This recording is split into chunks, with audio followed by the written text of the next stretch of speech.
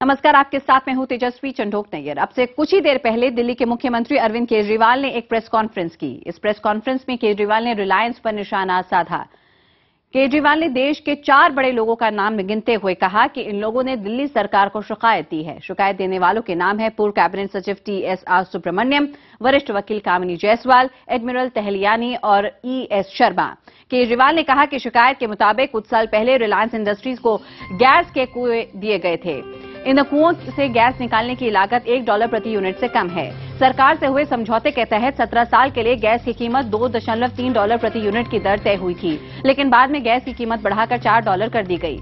आरोप है कि दाम बढ़ाने के लिए रिलायंस ने जानबूझकर गैस की किल्लत पैदा की। केजरीवाल के मुताबिक रिलायंस ने कुल क्षमता का सिर्फ 18% गैस उत्पादन किया ताकि गैस की कमी दिखाई जा सके। सरकार ने ऐलान किया है कि 1 अप्रैल से गैस की कीमत बढ़कर $8 प्रति यूनिट हो जाएगी, जबकि इस कुएं से तेल निकालने वाली कंपनी बांग्लादेश को $2.35 प्रति यूनिट पर गैस देती है। केजरीवाल ने कहा कि गैस के दाम बढ़ने से हर चीज महंगी हो जाएगी। अरविंद केजरीवाल ने कहा कि इस मामले में दिल्ली सरकार ने ACB को 4 लोगों के खिलाफ FIR दर्ज करने का आदेश दिया है। इनमें पूर्व पेट्रोलियम मंत्री मुरली देवरा, मौजूदा पेट्रोलियम मंत्री वीरप्पा मोइली, VK सिब्बल, रिलायंस इंडस्ट्रीज के चेयरमैन मुकेश अंबानी के नाम शामिल है।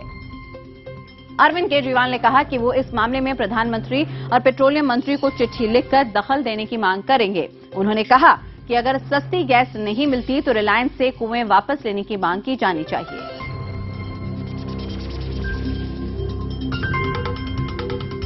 आज ये कंप्लेंट हमारे पास एंटी करप्शन ब्रांच में आई है और आज हमने एंटी करप्शन ब्रांच को आदेश दिए हैं कि इसमें क्रिमिनल केस फाइल किया जाए।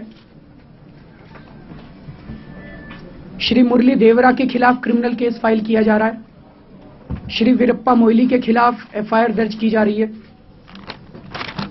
श्री VK सिब्बल जो कि डायरेक्टर जनरल हाइड्रोकार्बन थे उस टाइम, उनके खिलाफ FIR दर्ज की जा रही है। श्री मुकेश अंबानी जी के खिलाफ FIR दर्ज की जा रही है। रिलायंस इंडस्ट्रीज लिमिटेड के खिलाफ एंड अदर्स। आरोप है कि जो गैस के दाम फिक्स किए गए वो इंटरनेशनल प्राइसेस के हिसाब से फिक्स किए गए, ना कि कॉस्ट ऑफ प्रोडक्शन के बेसिस पे।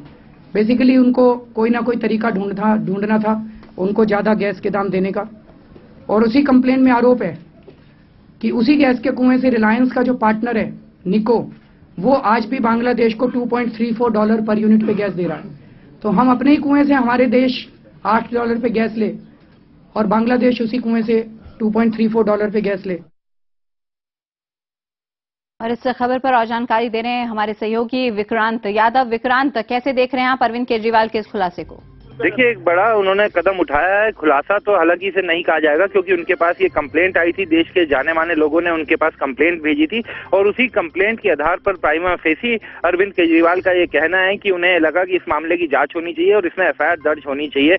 उन्होंने एंटी करप्शन ब्यूरो, अपना जो एंटी करप्शन ब्यूरो के उन्होंने एडवाइजर बनाए हुए, उनसे उन्होंने मुलाकात की थी। पिछले 2-3 दिनों से इस पर चर्चा चल रही थी और जिसके बाद आज फैसला लिया गया कि इस मामले को एंटी करप्शन ब्यूरो को भेज करके इस मामले में FIR करवा करके जांच होनी चाहिए। तो एंटी करप्शन ब्यूरो को ये भेज दिया गया है। FIR दर्ज हो जाएगी अभी कुछ देर बाद और उसके बाद अब इस मामले की इन्वेस्टिगेशन होगी।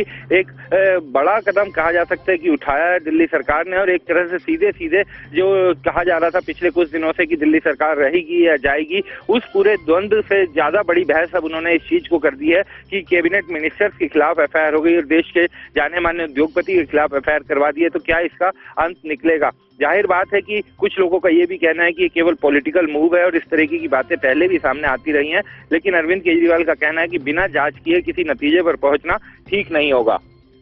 जाहिर तौर पे विक्रांत, क्योंकि राजनीति में आने के पहले भी कई एक्सपोजे जब अरविंद केजरीवाल करते थे तो सवाल यही उठते थे कि कितना पुख्ता सबूत यहां पे अरविंद पेश करते हैं अपने दावों के लिए। आज उनका कहना है कि 4 लोगों ने शिकायत भेजी और उसी के आधार पर वो ये बात कह रहे हैं मीडिया के सामने और जांच का आग्रह कर रहे हैं। ऐसे में लोकसभा चुनावों के मद्देनजर भी क्या लोग इसे जोड़कर देखते हैं एक दिल्ली के मुख्यमंत्री की इस शिकायत को यहां पे सार्वजनिक करना और प्रेस के सामने ऐसे रखने पर?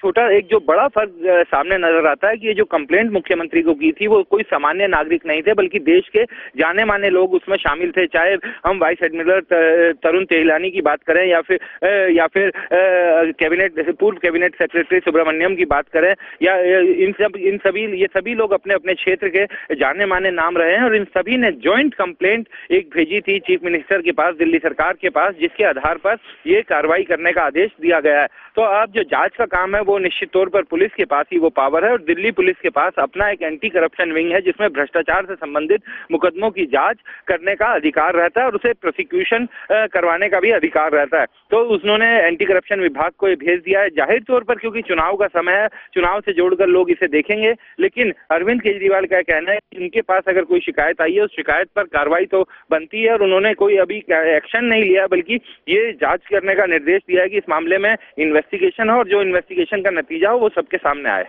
बिल्कुल विक्रांत, तमाम जानकारी के लिए आपका बहुत बहुत शुक्रिया।